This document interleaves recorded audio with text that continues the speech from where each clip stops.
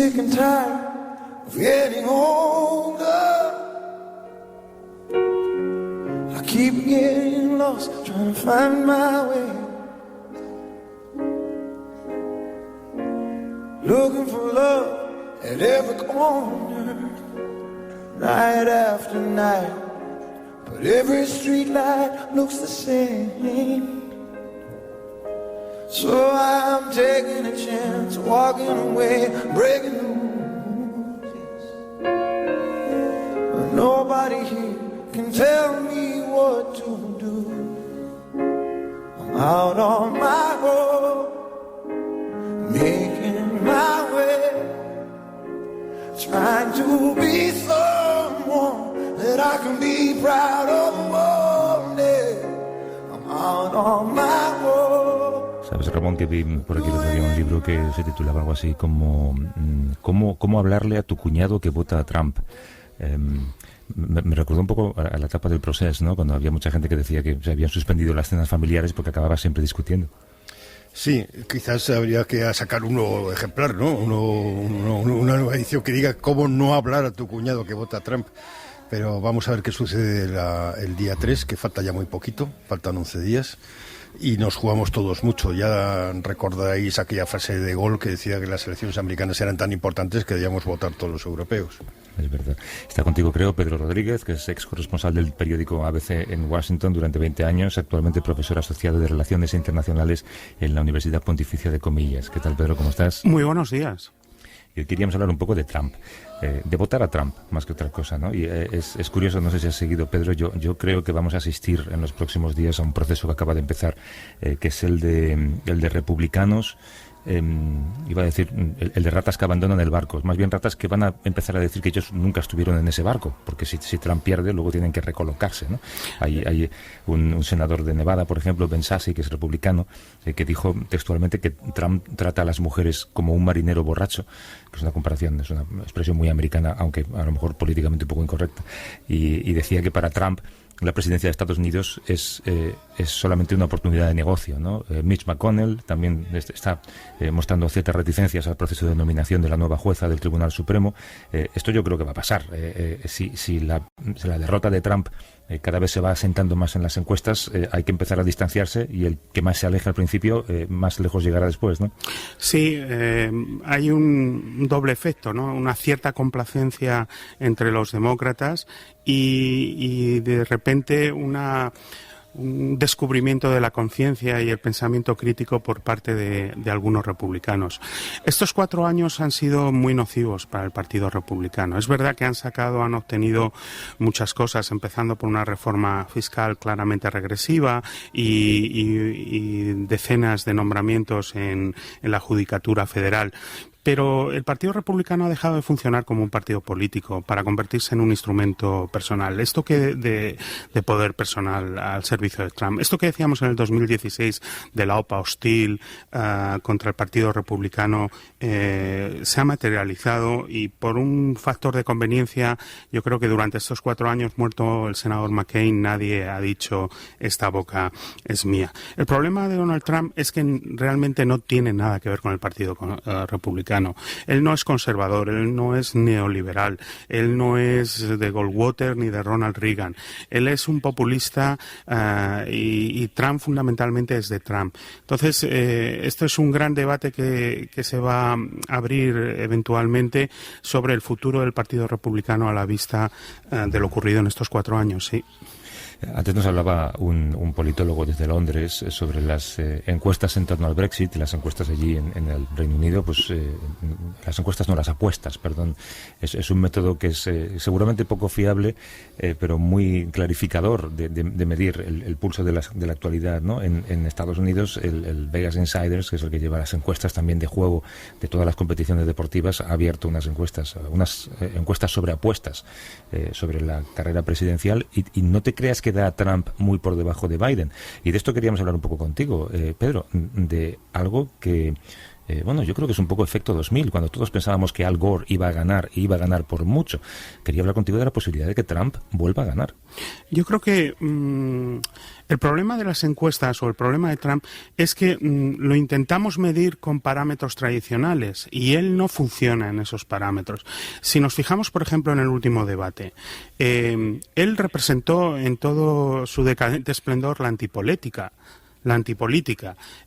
Compararse con Abraham Lincoln, la falta de humildad, ese discurso divisivo, insultante, realmente no tiene antecedentes entre los ocupantes de la Casa Blanca. Y hemos visto a Biden intentando asumir el papel tradicional de un presidente.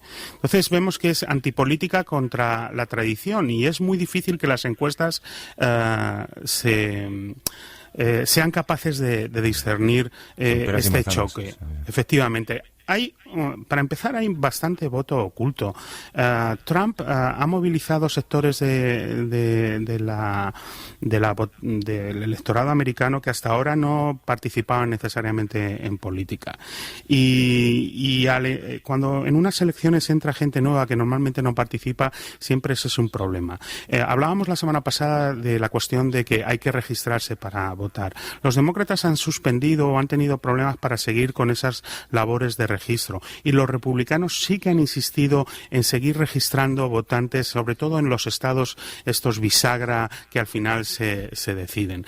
Por lo tanto, yo creo que en las mismas encuestas, cuando vemos una diferencia a favor de Biden del 10% a nivel nacional, eso no significa nada, porque como también hemos dicho, estamos hablando de 51 elecciones. Y donde importa, todavía Trump está en el margen de error. Todavía la diferencia no es sustancial.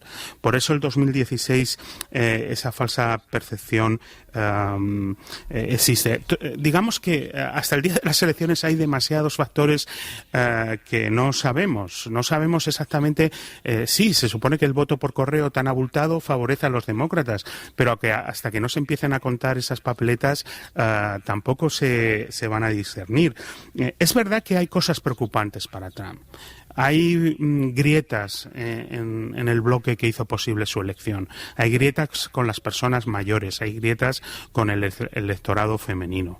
En Estados Unidos la edad, hemos dicho que es un factor determinante en la participación. Cuanto más mayor, más se vota.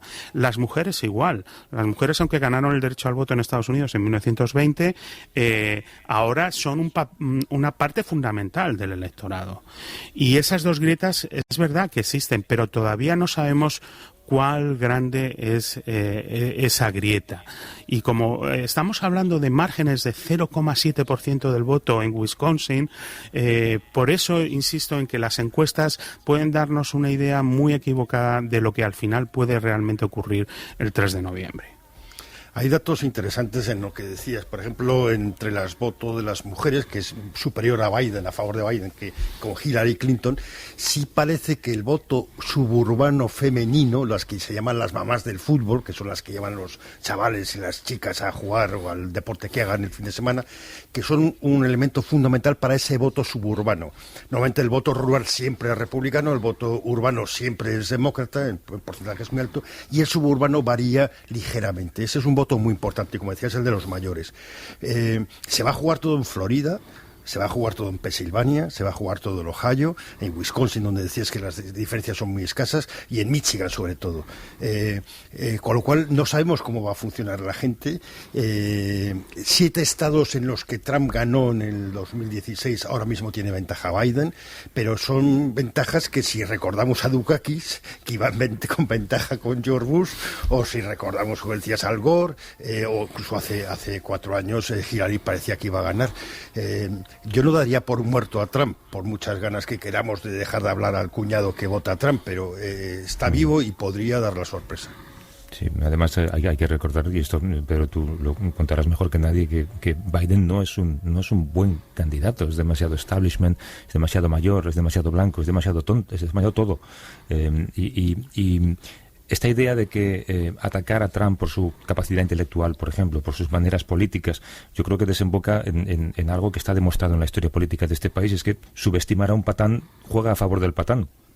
Correcto, y algunas encuestas, incluso en España, que hemos visto recientemente, creo que dan razón a ese motivo. Trump es un enemigo político muy complicado. Él ha demostrado al Partido Republicano que es posible ganar la Casa Blanca sin una coalición diversa, sin apelar a gente muy diferente. Y en un país que se caracteriza precisamente por la diversidad, esto es una elección especialmente problemática y que pone en evidencia el sistema electoral. También hay que decir, la semana pasada hablábamos de cómo en Estados Unidos parece que hay un sentido muy pragmático del voto, que se vota con el bolsillo.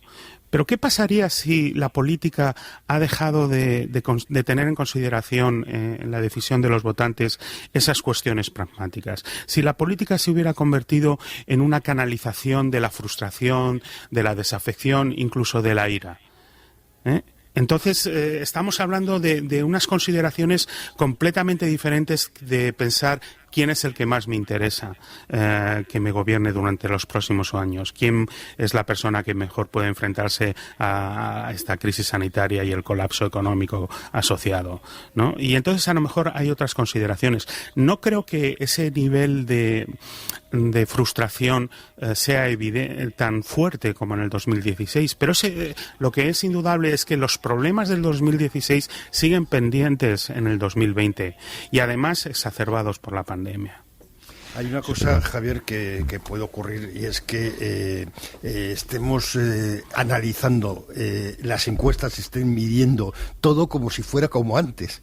Y es que la gente ha dejado de interesarse por la verdad, que es el gran cambio. No las fake news, los políticos que mienten, sino que la gente ha dejado de interesarse por la verdad y se cree bulos y que no busca información en los medios serios. Entonces, quizás a esa gente no la podemos aplicar un análisis como el de antes.